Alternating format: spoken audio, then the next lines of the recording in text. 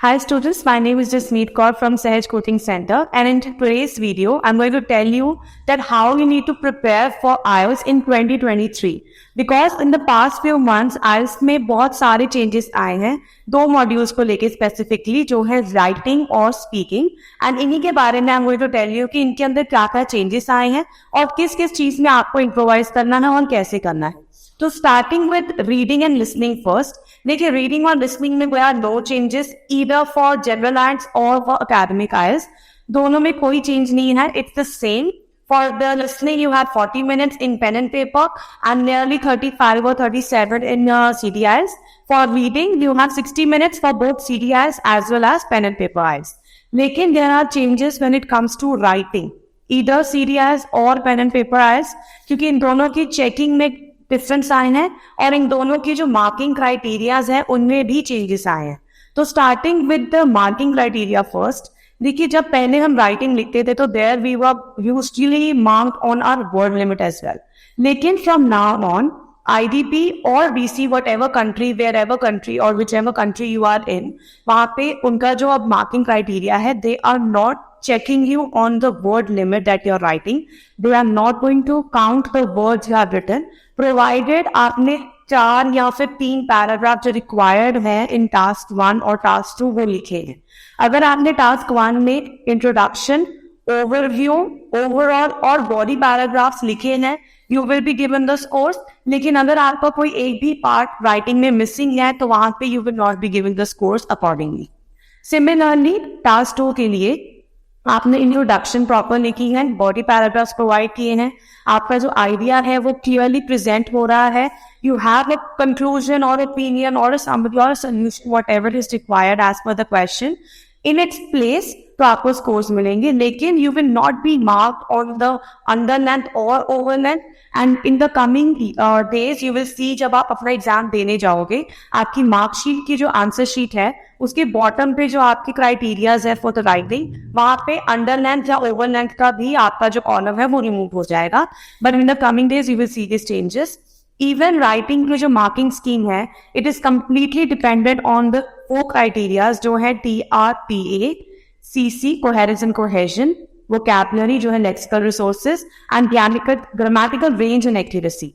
तो TA जो हमारा टास्क 1 में चेक हो रहा है, उसके अंदर हमने लिखनी है अपनी समरी, डिस्क्रिप्शन या फिर रिपोर्ट जो भी रिक्वायर्ड है, एंड उसके अंदर वर्ड लिमिट का जो पैरामीटर है वो अब काउंट नहीं हो रहा है. कोहेरेंस एंड कोहेजन में you have to give the proper layout of the paragraph, जो मैंने बताया कि you have to give one line and then you have to write the paragraph. Plus you need to include an overview in your writing. जो overview है, either you can write in the introduction or you can make a separate paragraph right after the introduction. अगर आप introduction के बाद overall भी लिखते हैं then also it's not going to be wrong. बस आपको क्या करना है, ओवरऑल को थोड़ा ज्यादा ब्रीफ कर देना है. It should be more descriptive rather than write in just the maximum and minimum in the overall like we used to do previously. अब आपको उसको थोड़ा descriptive लिखना है. और वेरी पैराग्राफ का सेम सीक्वेंस है. अगर आप ओवरऑल जो है अपना बिगनिंग में दे रहे हैं, no need to write any other paragraph after the body paragraphs. Coming to the coherence and cohesion, layout proper रखिए, अपने लिंकर्स पे प्रॉपर लिखिए. ध्यान दीजिए कि अगर आप इंट्रोडक्शन के बाद ओवरव्यू लिख रहे हैं तो वहां पे ओवरव्यू वाले कनेक्टर्स आएंगे, जैसे it is vivid that, it is clear that, in my और you can write it is manifested that या फिर इट इज एविडेंट दैट. और अगर आप ओवरऑल लिख रहे हो, don't write any other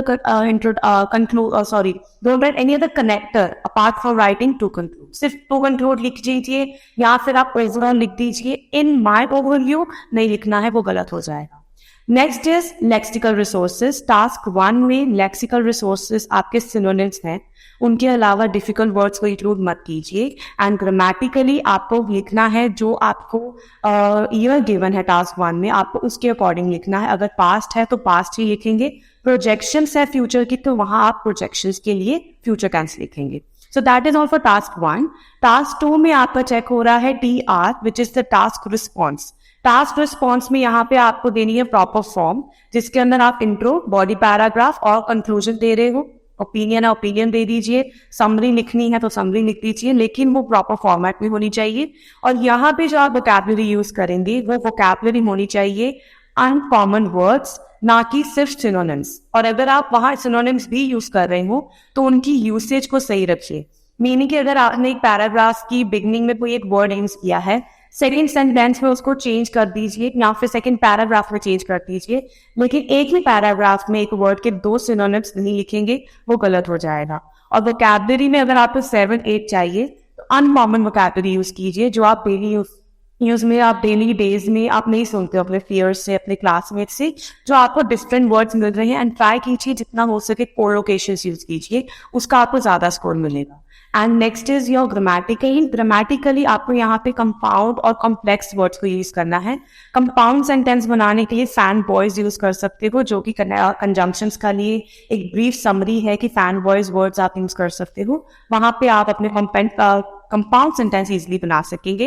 and complex sentences के लिए ट्राई कीजिए कंपैरिजन शो कर दीजिए, while, which and where words use करके, जहाँ कॉमास यूज हो रहे हैं तो वहाँ कॉम्प्लेक्स सेंटेंसेस बना लीजिए।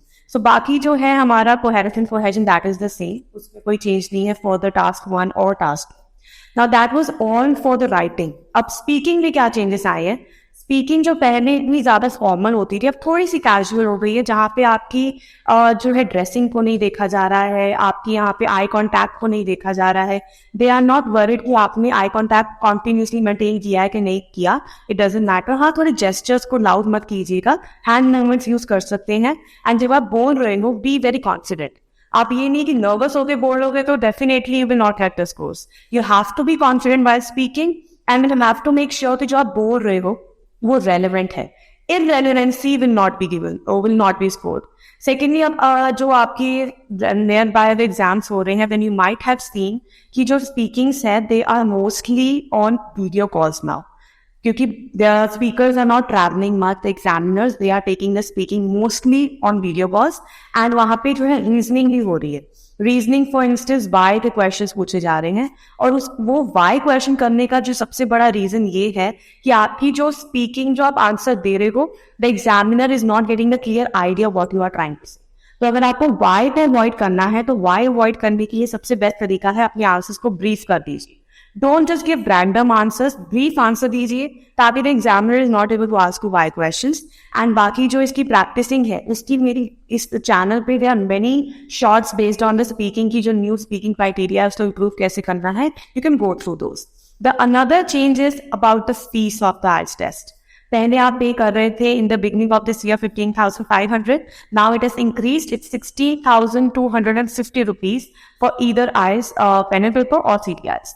The last change which has been come up is a change regarding the DVS, where a candidate can check the information जो एग्जाम फिल करने के टाइम पे जो वहाँ पे एग्जाम में आपकी इन्फॉर्मेशन गई है, आपका पासपोर्ट नंबर, पासपोर्ट रिलेटेड सारी इन्फॉर्मेशन, आपके नेम की इन्फॉर्मेशन, आप लोग वो चेक करके उसको करेक्ट कर सकते हो एग्जाम से 2 वीक्स पहले। तो ये सारे चेंजेस जो हैं आइल्स में आए हैं फॉर दिस ईयर। एंड जो भी नेक्स्ट इसके आगे जो चेंजेस आएंगे फॉर 2023, आई मेक श्योर कि मैं आपको हर एक चीज के बारे में अपडेट रखूं। और अगर आपको लगता है कि कोई एक पार्ट इस वीडियो में आपको क्लियर नहीं हुआ है, do comment down in the comment section. I make sure कि मैं आपके सारे कमेंट्स का आंसर दूंगी। And I have always try to be very particular by answering your questions in the comment section. And I am very thankful to all those who really support us and keep supporting further. इस channel पे आप अगर new हो तो subscribe करना मत भूलिएगा and do like to this channel. Thank you so much for watching.